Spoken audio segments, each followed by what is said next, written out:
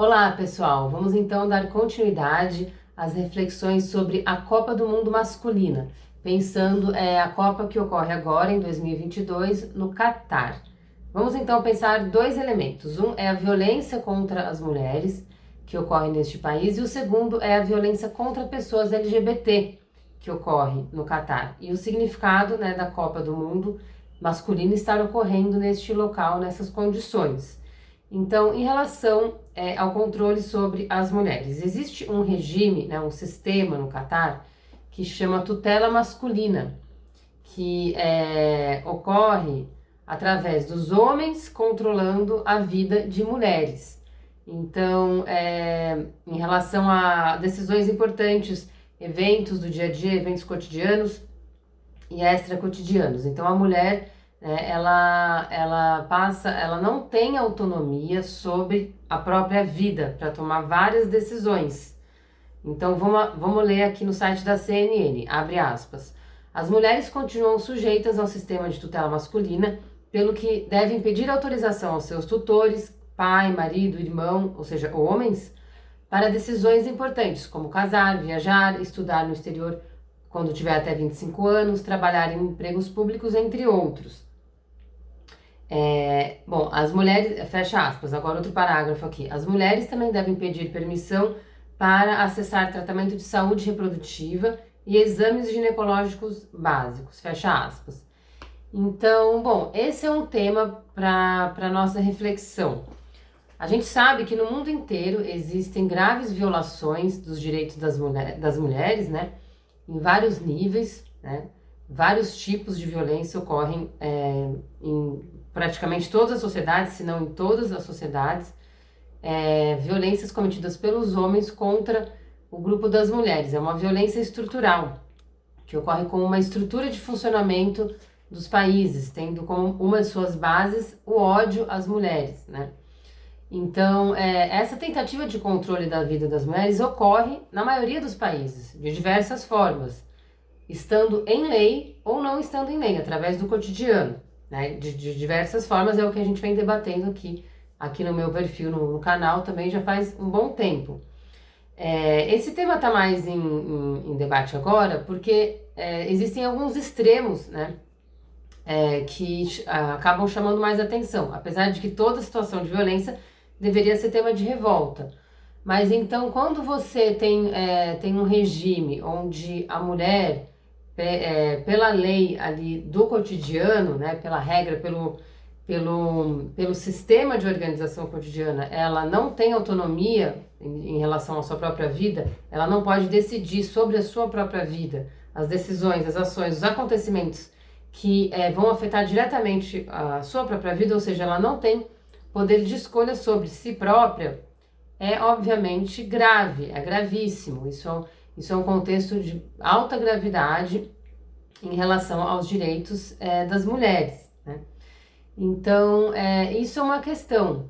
Então, como que a Copa do Mundo Masculina, que é um evento internacional de grande porte, de grande reconhecimento, como que ele está ocorrendo num país com esse tipo de regra, com esse tipo de lei, convidando pessoas de outros países para comemorar, para celebrar, ou seja, é um evento supostamente de celebração, de alegria, etc., Porém, em um país onde ele está cometendo uma grave violação dos direitos das mulheres. Então, eu acho que seria interessante, esse debate já está sendo feito há um certo tempo, então eu venho aqui reforçar.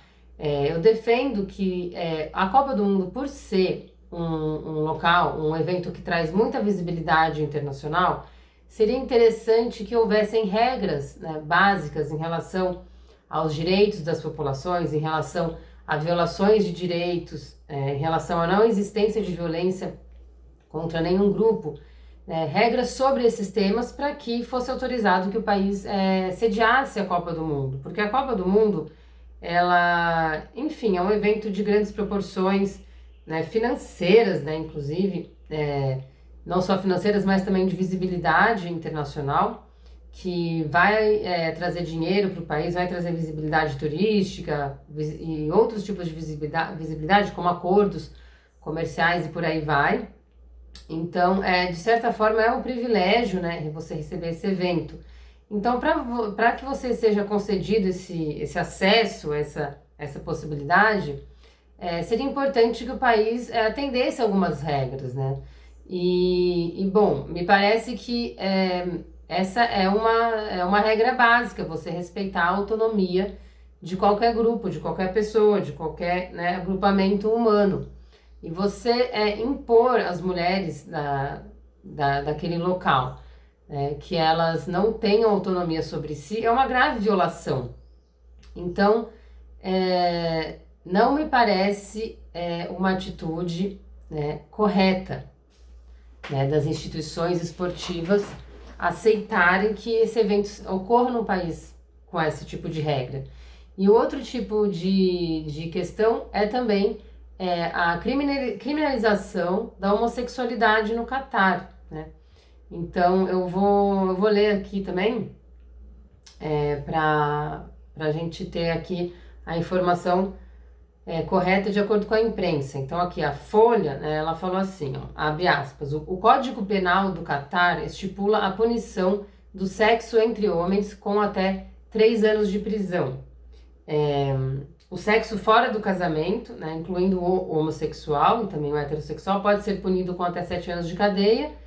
E a lei islâmica, a Sharia, sugere a pena de morte para os gays, mas não há registro de que a punição seja de fato implementada ali.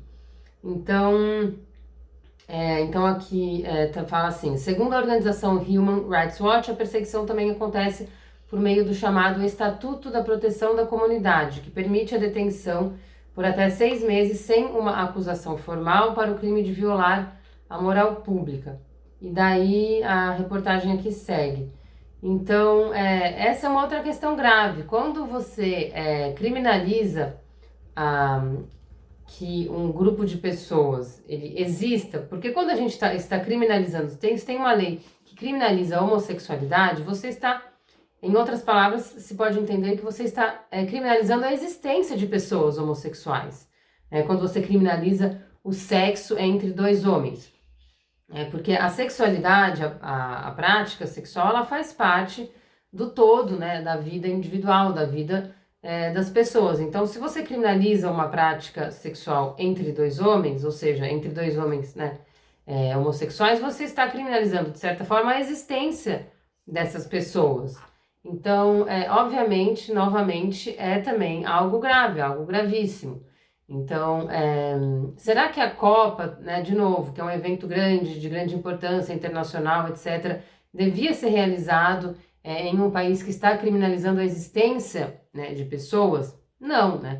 Então, assim, não deveria estar ocorrendo em locais assim. Então, vamos estender a reflexão, né? O Brasil, por exemplo, vamos falar do Brasil. O Brasil tem inúmeros problemas de violação de direitos, né, de vários tipos, de vários grupos de pessoas. Então vamos pensar, por exemplo, nas crianças. O Brasil tem um número alto de estupro de crianças. Crianças até 13 anos que são estupradas, na sua maioria por homens adultos. A gente tem, infelizmente, gravidez decorrência desses estupros. A gente tem, infelizmente, casamento forçado, muitas vezes de homens adultos com crianças, né, o que se chama casamento infantil. A gente tem muitas vezes o estupro de crianças com fins de exploração sexual, ou seja, são várias violações para falar no direito, por exemplo, das crianças, né? A gente também tem um alto número de feminicídios, a gente tem um alto número de mulheres que morrem devido a praticarem aborto em circunstâncias precárias.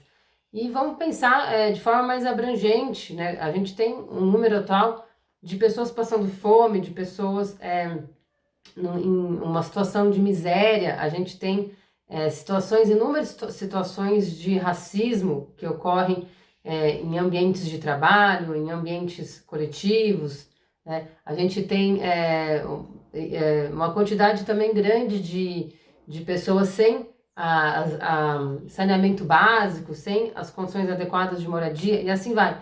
Todas essas são violações de direitos humanos. Então, E isso ocorre, né? Todas essas violações ocorrem em muitos países, talvez na maioria dos países. É difícil encontrar um país onde não tenha nenhuma violação de direito, nenhum crime, nenhuma violência contra nenhum grupo.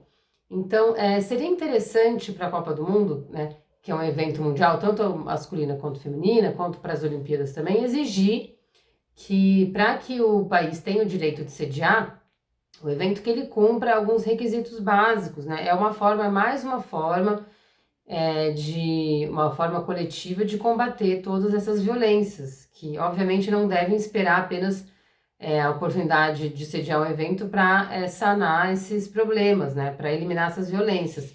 Mas é mais uma medida possível para se exigir que os países, né, extingam todas essas violências. Então, e também é uma coisa contraditória, né? Como que as pessoas vão se sentir felizes ali para torcer para o seu país, para confraternizar, etc., estando no país ou não, sabendo que aquele país está cometendo graves violações de direitos, né? Então, é uma questão para ser pensada, não só pelos eventos esportivos, claro, mas para qualquer tipo de relação comercial, por exemplo, né? E qualquer tipo de outro evento que se realize nos países, ou, enfim, independente dos eventos, né? A violência contra mulheres, contra pessoas LGBT, a violência contra qualquer grupo em decorrência do racismo e qualquer situação tem que ser eliminada. E os países têm que se empenhar mais em eliminar essas violências dentro dos seus países e em outros países também, né?